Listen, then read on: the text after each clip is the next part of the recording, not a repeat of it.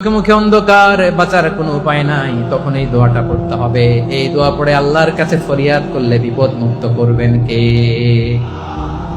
এমন বিপদ মাঝে মাঝে হয় না, দেয়ালে পিঠ থেকে যায়, চোখে মুখে অন্ধকার, কি করব দিশা খুঁজে পাই না, এরকম হয় কখনো?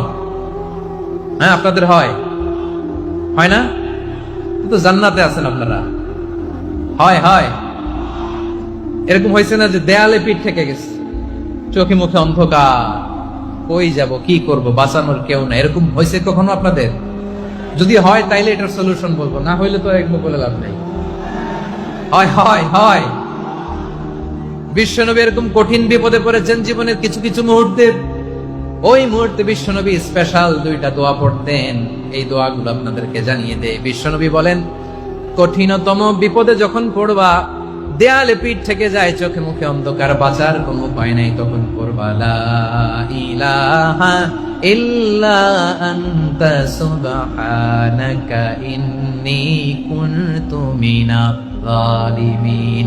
আল্লাহ, তুমি ছাড়া কোনো ইলাহ নাই, তুমি পবিত্র, নিশ্চয় আমি জালিমদের অন্তর্ভুক্ত।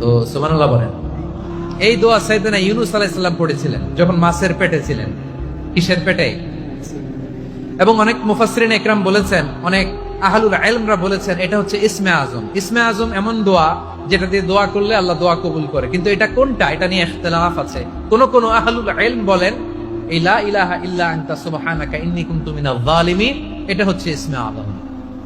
সাইয়েদনা ইউনূস আলাইহিস সালাম পড়েছেন। আপনারা পড়েননি? তুফান হইলে পড়েন না? আমাদের এলাকায় তো এটা খুব, এটার উপর ব্যাপক আমল আছে। পটুয়াখালীতে কি অবস্থা বলেন? পড়েন পড়েন পড়েন পড়েন।